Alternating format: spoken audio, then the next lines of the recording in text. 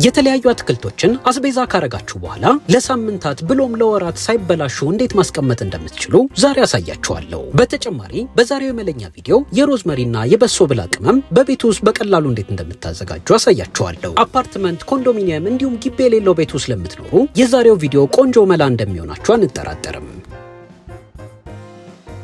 ዛሬ ከምናያቸው የአትክልት አይነቶች መካከል የባሮ ሽንኩርት፣ የተለያዩ እርጥብ ቅመሞችን እንደ በሶ ብላ፣ ሮዝመሪ እንዲሁም የጤና አዳም ቅጠል እና የተለያዩ የቃሪያ አይነቶችን እንዴት ማስቀመጥ እንዳለባችሁ ነግራችኋለሁ። እርጥብ ቅመሞቹን ወይም ቅጠሎቹን ለማስቀመጥ ይህ ምስሉ ላይ የምትመለከቱትን የምግብ መጠቅለያ ላስቲክ መጠቀም ትችላላችሁ። ይህን ላስቲክ በተለያየ ልኬትና በርካሽ መግዛት ለምትፈልጉ የመለኛ ተከታታዮች መርካቶ ምዕራብ ሆቴል ጀርባ በርካሽ ታገኙታላችሁ። በውድ መግዛት ከፈለጋችሁ ደግሞ አንዳንድ ሱፐርማርኬቶች ላይ ታገኙታላችሁ።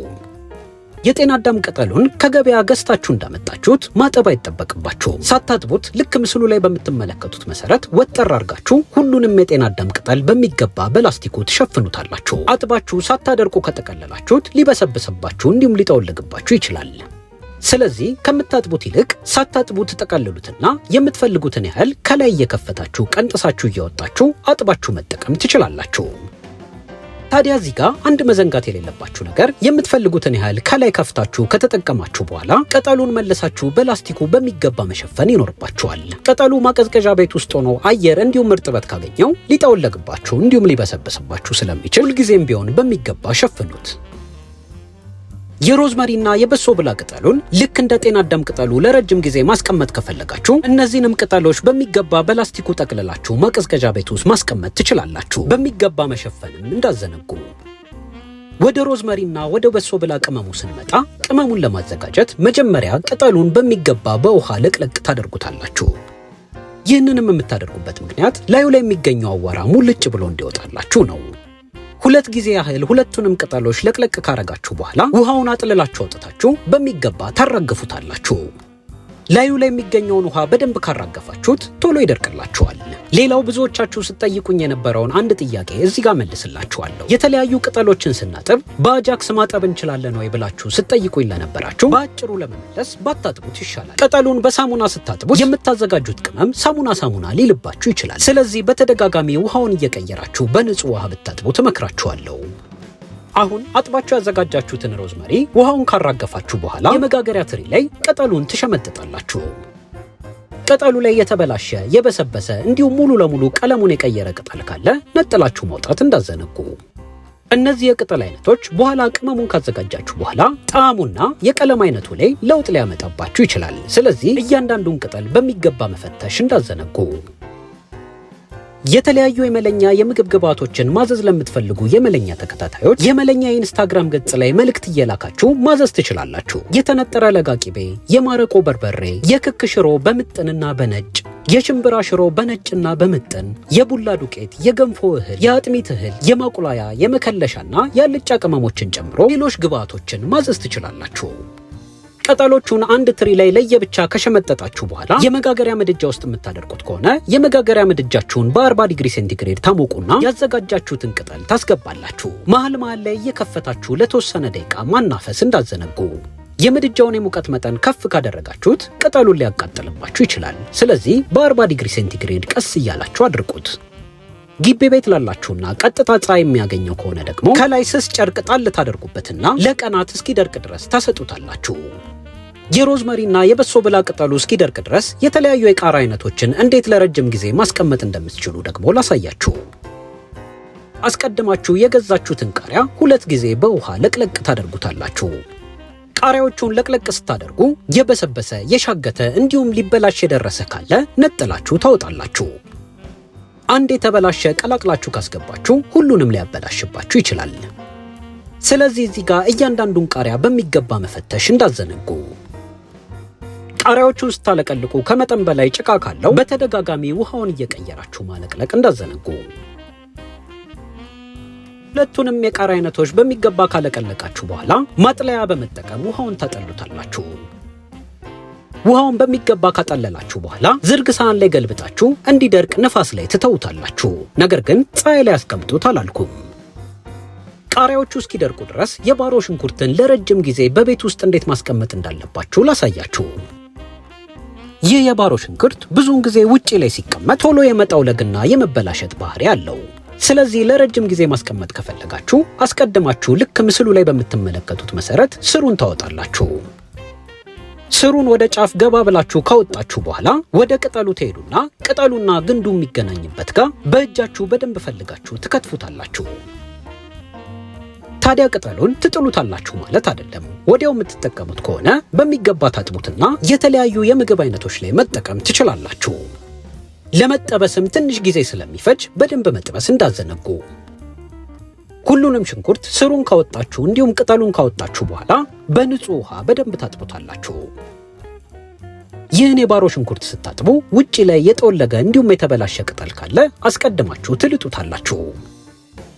የበሰበሰው ቅጠል ከላይ ብቻ ከሆነ ከላይ የምትገኘውን በቢላ ሰንጥቃችሁ ማውጣት ትችላላችሁ። ሽንኩርቱን ስታጥቡ ጫፍ ጫፉን በደንብ እየከፈታችሁ ውስጡ የሚገኘውን ጭቃ በሚገባ በማጠብ ማውጣት ይኖርባችኋል። ጫፍ ጫፍ ላይ ከምታስቡት በላይ ጭቃ ሊይዝ ስለሚችል በደንብ እየከፈታችሁ ማውጣት እንዳረሱ። ሁሉንም ሽንኩርቶች እየገለጣችሁ በደንብ ካጠባችሁ በኋላ አንዴ ውሃ ትቀይሩለትና ለቅለቅ ታደርጉታላችሁ። በመቀጠል ሽንኩርቱ ከነርጥበቱ መቀመጥ ስለሌለበት ልክ ምስሉ ላይ በምትመለከቱት መሰረት በደንብ ይዛችሁ ታራግፉታላችሁ። በደንብ እያራጋፋችሁት ስትሄዱ ውስጡ የሚገኘው ውሃ ሙልጭ ብሎ ይወጣላችኋል። አንድ መጠንቀቅ ያለባችሁ ነገር ውስጡ ውሃ ከቀረ በኋላ ማቀዝቀዣ ቤት ውስጥ ስታስቀምጡት ቶሎ ሊበሰብስባችሁ ይችላል። ሁሉንም ሽንኩርቶች እያራገፋችሁ ውስጡ የሚገኘውን ውሃ ካወጣችሁ በኋላ ዝርግ ሳህን ላይ ገልብጣችሁ ንፋስ ላይ ለተወሰነ ደቂቃ እንዲደርቅ ታሳርፉታላችሁ። የባሮ ሽንኩርቱ እስኪደርቅልን ድረስ ቃሪያችንን እናሽጋለን። አጥበንና አድርቀን ያዘጋጀነውን ቃሪያ ለማሸግ ዚፕ ባግ ተጠቅሜያለሁ። ይህ ዚፕ ባግ አየር ስለማያስገባና ማቀዝቀዣ ቤት ውስጥ ለማስቀመጥ አመቺ ስለሆነ ብዙውን ጊዜ እጠቀመዋለሁ። ይህን ዚፕ ባግ መግዛት ለምትፈልጉ የመለኛ ተከታታዮች የቪዲዮ መጀመሪያ ላይ የነገርኳችሁ አድራሻ ላይ ሄዳችሁ መግዛት ትችላላችሁ። ቃሪያው በሚገባ ከደረቀ በኋላ ይህንን ይመስላል። አሁን አጥባችሁ አድርቃችሁና በደንብ ፈትሻችሁ ያዘጋጃችሁትን ቃሪያ ዚፕ ባግ ውስጥ ትከታላችሁ። ቀደም እንደነገርኳችሁ እዚህ ጋር የተበላሸ ቃሪያ መግባት የለበትም። አንድ የተበላሸ ቃሪያ ከገባ ሁሉንም ሊያበላሽባችሁ ይችላል። ቃሪያዎቹን ዚፕ ባጉ ላይ ልክ ምስሉ ላይ በምትመለከቱት መሰረት ካስገባችሁ በኋላ አየሩን ቀስ ብላችሁ ታወጡና ታሽጉታላችሁ። የሚጥሚጣ ቃሪያችሁንም ልክ እንደ ቀይ ቃሪያው ታሽጋላችሁ። ሁለቱንም የቃሪያ አይነቶች ካሸጋችሁ በኋላ ማቀዝቀዣ ቤት ውስጥ ከታች ለአትክልት ተብሎ የተዘጋጀው ቦታ ላይ ታስቀምጣላችሁ። ሁልጊዜ የምትፈልጉትን ያህል አውጥታችሁ ከተጠቀማችሁ በኋላ ዚፕ ባጉን በሚገባ ማሸግ እንዲሁም ውስጡ የሚገኘውን አየር ማውጣት እንዳዘነጉ። ድንገት መሃል ላይ የተበላሸ ገብቶባችሁ ከሆነ አንዳንዴ እያወጣችሁ መፈተሽ እንዳዘነጉ። አሁን ልክ እንደ ቃሪያዎቹ አጥባችሁና አድርቃችሁ ያዘጋጃችሁትን የባሮ ሽንኩርት ዚፕ ባግ ውስጥ አስገብታችሁ ታሽጋላችሁ። የሮዝመሪና የበሶ ብላ ቅጠሉን የመጋገሪያ ምድጃ ውስጥ ለ2 ሰዓት ያህል በ40 ዲግሪ ሴንቲግሬድ ካደረግኩት በኋላ ይህንን መስሎልኛል። ምስሉ ላይ እንደምትመለከቱት ቆንጆ ሆኖ ደርቆልናል። እንደደረቀ የምትለዩበት መንገድ በእጃችሁ ስትጫኑት በቀላሉ የሚሰባበር ከሆነ ደርቆላችኋል ማለት ነው። ነገር ግን ቅጠሎቹን በእጃችሁ ስትጫኑት ከመሰባበር ይልቅ የለዘዘ ከሆነ ለተጨማሪ ደቂቃዎች ማቆየት ይኖርባችኋል። በተጨማሪ በትኩሱ እንዳወጣችሁት ከምፈጩት ይልቅ ትንሽ አቀዝቅዛችሁት ከበረደ በኋላ ብፈጩት እመክራችኋለሁ። አሁን አድርቃችሁ ያዘጋጃችሁትን የበሶ ብላ ቅጠል ቆንጆ መፍጫ በመጠቀም በሚገባ ትፈጩታላችሁ። የበሶ ብላ ቅጠሉ በቆንጆ መልኩ ከተፈጨ በኋላ ይህንን ይመስላል። አሁን ደግሞ የሮዝመሪ ቅጠሉን መፍጫ ውስጥ ጨምራችሁ ትፈጩታላችሁ።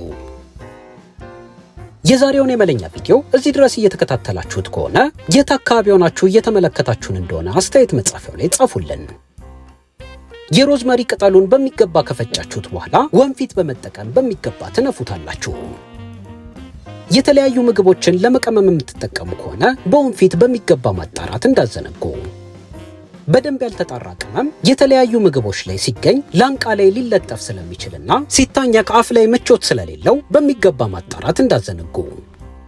በደንብ በወንፊት አጣርታችሁ የተረፋችሁን ቅመም መልሳችሁ መፍጫ ውስጥ አስገብታችሁ መፍጨት ትችላላችሁ። መልሳችሁ ከፈጫችሁት በኋላ በደንብ ደቆ ይጠብቃችኋል። አሁን ያዘጋጃችሁትን ሁለት አይነት ቅመሞች እንዴት ለረጅም ጊዜ ሳይበላሽ ማስቀመጥ እንዳለባችሁና ምን አይነት ምግቦች ላይ መጠቀም እንዳለባችሁ ነግራችኋለሁ። ሁለቱንም የቅመም አይነቶች ለማስቀመጥ ንጹህ ከጠርሙስ በተዘጋጀና አየር በማያስገባ ብልቃጥ ማስቀመጥ ይኖርባችኋል። በተጨማሪ እያንዳንዱን ቅመሞች ስትጠቀሙ የምትፈልጉትን ያህል ብቻ በማንኪያ ከላይ እየቀነሳችሁ መጠቀም ይኖርባችኋል። ሁለቱንም የቅመም አይነቶች የተለያዩ የአበሻ ምግቦችን ስታዘጋጁ በተለይ የበሶ ብላ ቅመሙ የምታዘጋጁት ቀይ ወጥ የቂቤ ቃና እንዲኖረው ያግዝላችኋል። የተለያዩ የፈረንጅ ምግቦችን ስታዘጋጁ ደግሞ ጥብስ ምግቦች ላይ እንዲሁም የዶሮ አርስቶ ለመቀመም መጠቀም ትችላላችሁ። የዛሬው የመለኛ ቪዲዮ እንግዲህ ብዙዎቻችሁን እንደጠቀማችሁ ተስፋ እናደርጋለን። በየቤታችሁ ሞክራችሁትም ውጤቱ ደስተኛ እንደሚያደርጋችሁ እንገምታለን። እናመሰግናለን።